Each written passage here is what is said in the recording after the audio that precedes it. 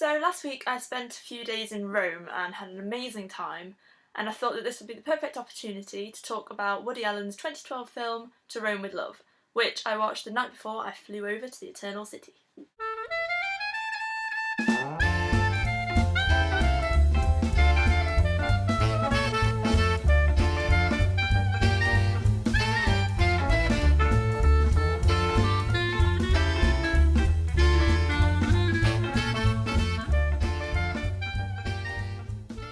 First and foremost, what I love about Woody Allen's films is that you really get a feel for wherever they're set.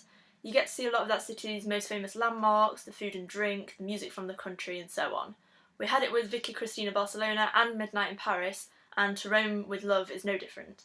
There are some beautiful shots of what the city's known for, from big attractions such as the Trevi Fountain to just little wine bars down side streets. It's difficult not to be drawn in and want to visit the place. So the whole atmosphere of the film just got me really excited to be going. The final shot, interestingly, is of an apartment that overlooks the Spanish Steps as well, and I was then able to recognise that when I was there, so that was pretty cool.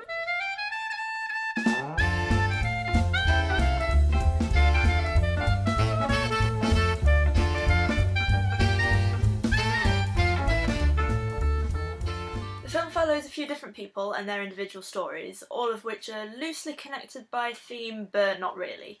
They're just sort of there to be enjoyed individually.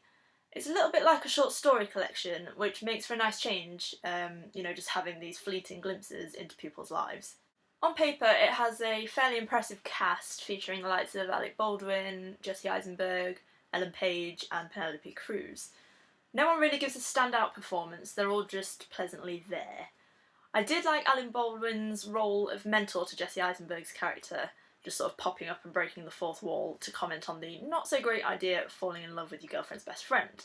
It's all a little bit tongue-in-cheek, and his interjections bring things back to reality, which is nice, because it is a bit far-fetched at times. I hate this idea of what true young love is supposed to be, finding your soulmate and all of this. It's one of my main problems I had with Before Sunrise, and don't get me wrong, I love the series, I love the film as well, but I just really hate this idealistic young romance that's tried to be portrayed, and that's massively the vibe you get from Jesse Eisenberg and Ellen Page's characters. I mean, for one, you're cheating on your girlfriend, that's not cool, that's not idealistic, and then there's all this talk of they're going to spend their next year just travelling around Italy, carefree and young, they'll work odd jobs, but they don't care because they're so in love and they're going to hike in the hills. So I loved it how Ellen Page's character just drops him, like that, and goes back to LA because she's got an acting job. It was nice and blunt, and made me enjoy the story a lot more in the end because things were getting a little bit too perfect for me. The other significant story of the film concerns a businessman who becomes a celebrity overnight, just sort of has a lot of paparazzi suddenly following him and asking him questions about his day-to-day life. I actually thought this made for really funny interludes. I guess it was trying to comment on the notion of celebrity and how it's temporary and fleeting. And if I'd been seeking that from the film, then I might have been disappointed because it really didn't delve deep enough into it. But I wasn't, so it ended up being really funny, and I did enjoy his sections. Unfortunately, there was one character that really missed the mark, and that's the appearance of Woody Allen himself. I know it was meant to be light-hearted and he's sort of making fun of himself, but it just didn't work. It felt tired, overused gags, he sort of played a stereotype of himself that's not funny anymore. I was cringing, and it wasn't on purpose.